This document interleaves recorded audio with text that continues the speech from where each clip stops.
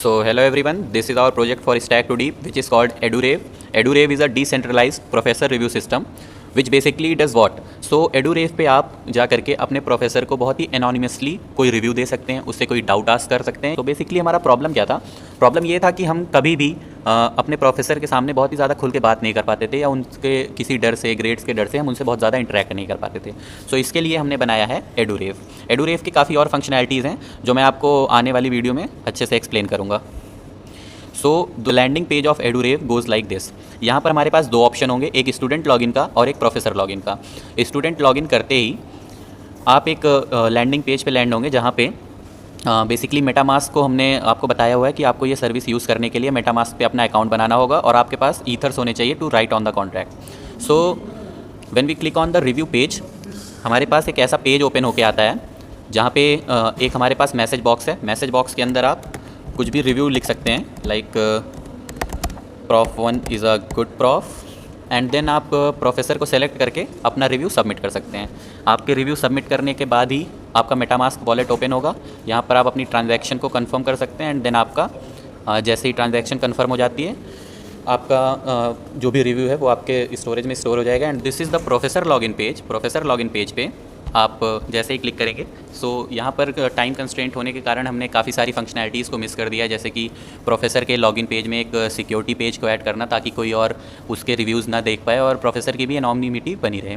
सो यहाँ पर अभी हमारे पास 1 2 3 4 5 6 करके प्रोफेसर के कोड्स हैं जिन्हें हम बाद में प्रोफेसर के वॉलेट एड्रेस से रिप्लेस कर देंगे, जिससे कि प्रोफेसर अपने ईजीली अपने रिव्यूज़ को देख पाए।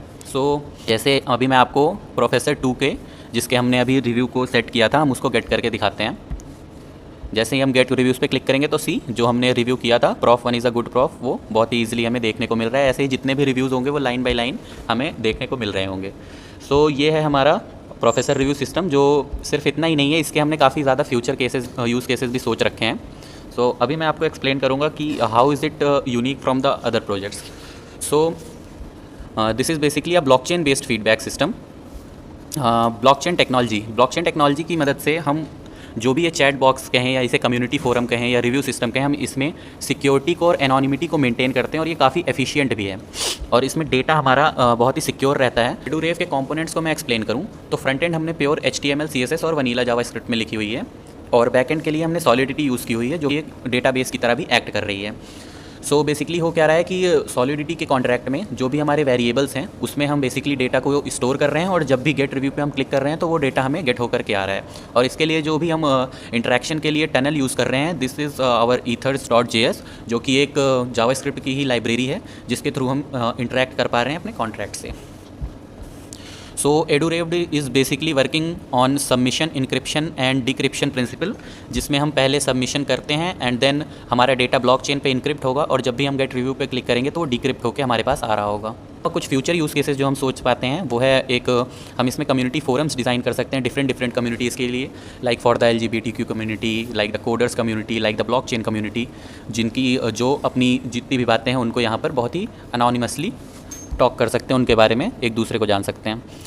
सो डिस्कशन फोरम्स जो कि अभी मैंने आपको प्रीवियसली बताया था वो हम कर ही रहे होंगे। इसके अलावा हम AI के साथ भी इंटीग्रेट करने का सोच रहे हैं, जिससे हम जो भी हमें फीडबैक मिला हुआ है उसके बेसिस पे एक ओवरऑल फीडबैक प्रोफेसर को दे रहे होंगे। इसके अलावा कम्युनिटी फोरम्स जैसा कि मैंने आपको बताया वो भी हम डिज़ाइन कर रहे होंगे। So that's it guys, thank you.